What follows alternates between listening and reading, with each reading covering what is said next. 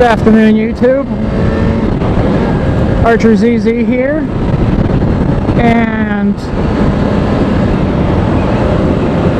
I would like to talk about my old bike, the Kawasaki Ninja 250, and why I got rid of it and why I upgraded. There were a lot of contributing factors to why I decided to upgrade. And not one of them was that I did not like the bike. I, to this day, still maintain that the bike was the perfect starter bike. It was the best bike for my situation. And I would almost go so far as to say it's the best bike for any new rider.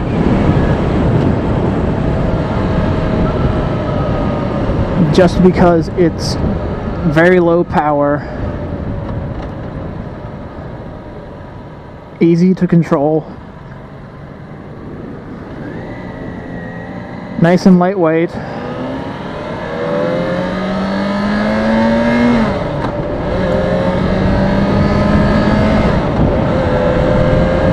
nice lightweight bike that you can learn on, and it's cheap enough that it's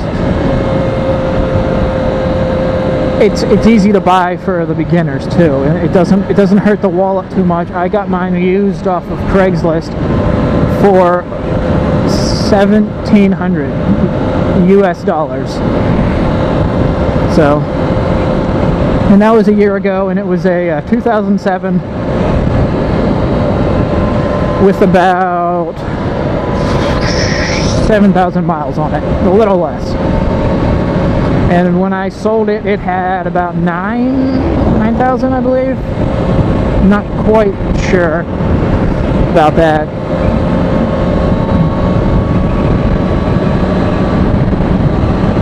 But in the course of owning a bike, it served its purpose. It was a great learner bike. It kept me under control.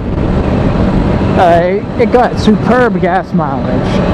I think at one point I calculated it, I was getting 60 miles to the gallon, which is phenomenal considering the fuel prices, and that I was able to put 87 octane in the tank, so it wasn't taking premium like my new bike, and got 30 miles to the gallon better approximately. But that all depended on how I rode it, and I tended to ride it really hard just because it's so easy to ride that bike to its limits, whereas my new bike, it's a little more difficult because I'd have to be doing 130 miles an hour. But I could redline the Ninja and just ride it with the full spirit of Kawasaki.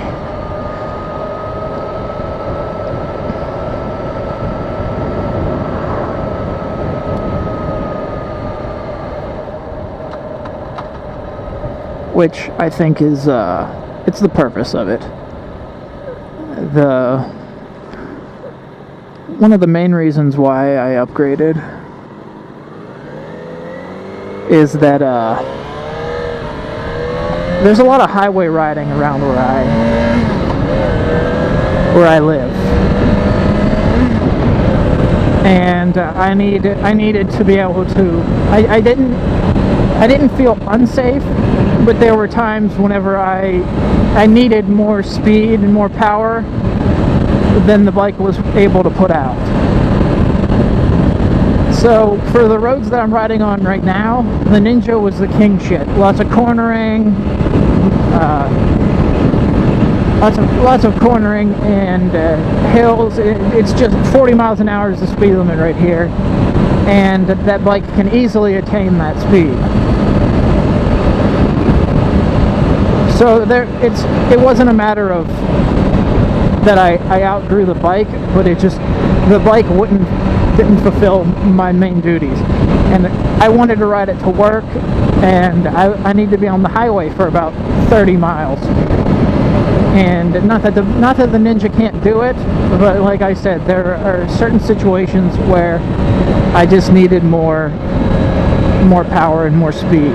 People tend to pick on the sport bike riders and just fuck with you whenever they're in their cars and thinking it's all fun and well and fun. It's really not. It's pretty shitty to have cars speeding up to you, moving in close to you, and just messing with you all around. It makes you nervous, and it's not fun. So for you cagers out there that do that, fuck you. Stop messing with the Ninja 250s. I love that bike.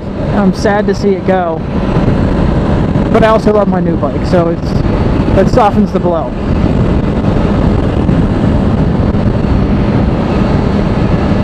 So that was my main reason, is that I needed more power than the bike had for highway riding.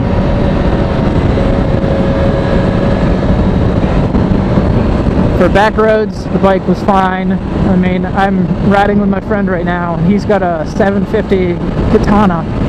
So, I mean, there were times whenever I would have trouble keeping up. But it's not like I'm racing.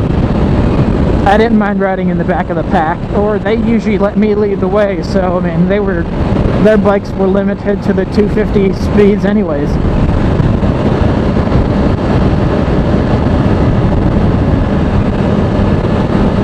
So I don't ever want to discourage someone from buying a Ninja 250 or any other 250 bike, especially as a beginner bike.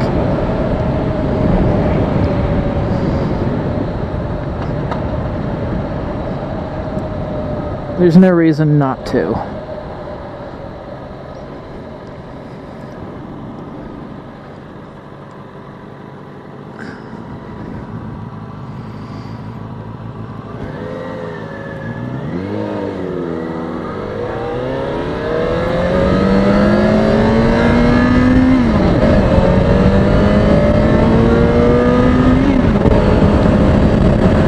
Yeah, there's no reason not to buy a Ninja 250, no reason not to start there or just stay there. If I was just riding back roads and cruising around for fun, I would have kept the bike.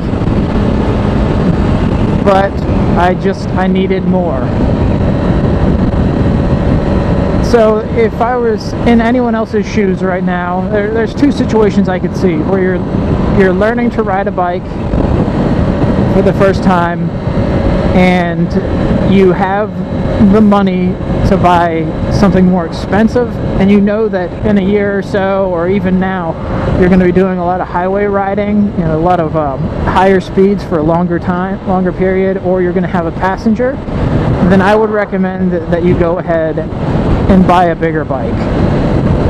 I'm not recommending you go out there and you buy a super sport like an R6 or a 1000cc sport bike.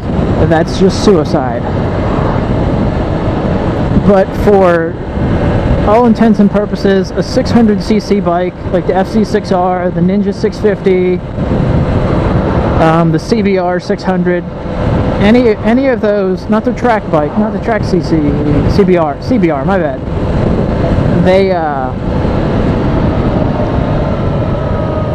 for all intents and purposes, they're great starter bikes if you can control yourself.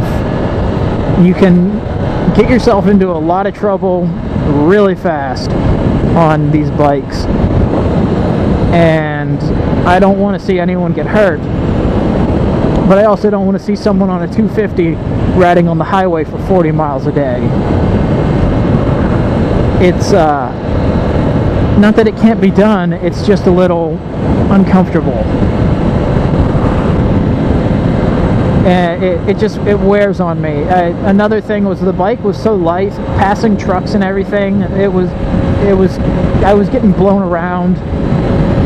So the wind around where I live is typically pretty strong, and when you're riding your bike and you have to ride at an angle just to stay in one spot on the road, it's a little nerve-wracking. So if you're in that situation where you can afford it, or you can, you think you'll need more power than the 250 can offer, then you can go ahead and start on something bigger. If you're in a situation where you don't think you'll be doing a lot of highway riding, you don't think you're going to be doing much commuting, or you think a 250 will be sufficient, then please, by all means, start on a 250 and upgrade later if you need to. I can't stress enough how much I loved that bike and how much fun it really was. It was a blast. It was just stupendous for learning. If you have any questions, feel free to leave them in the comments. Make a video response on why you think I'm wrong about the Ninja 250. I'll gladly hear your opinions. And thanks for watching, everybody. Archer's Easy out.